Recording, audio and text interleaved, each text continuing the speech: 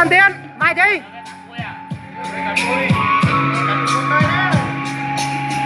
hỏi bài chi đó, bài chi đó, bài giờ tiền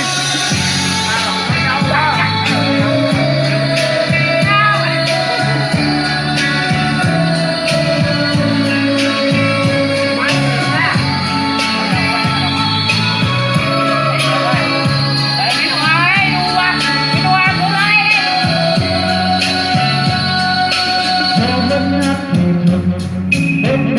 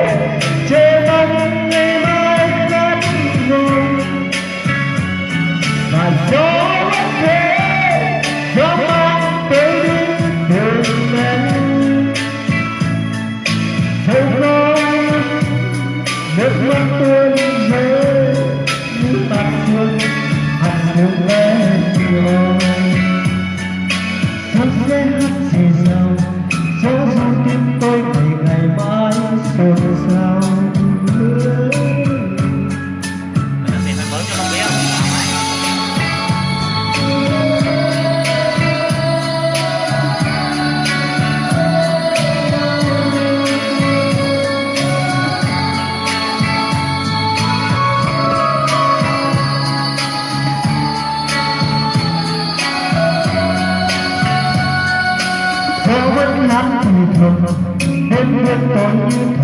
gần dẫu muốn nói điều gì tha thiết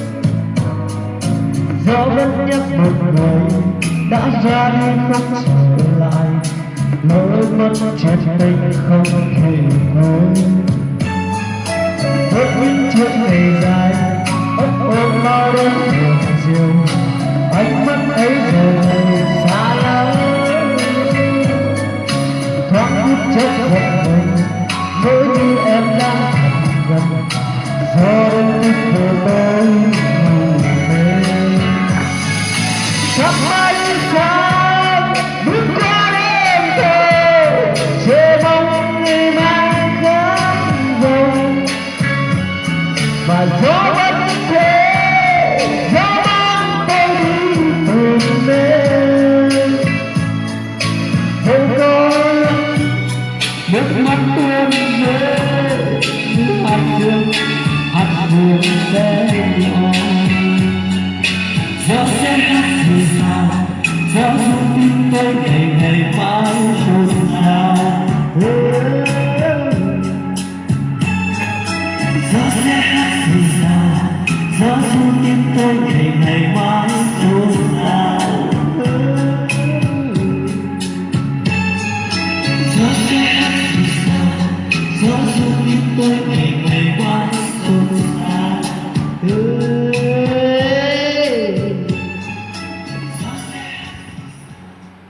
Dạ.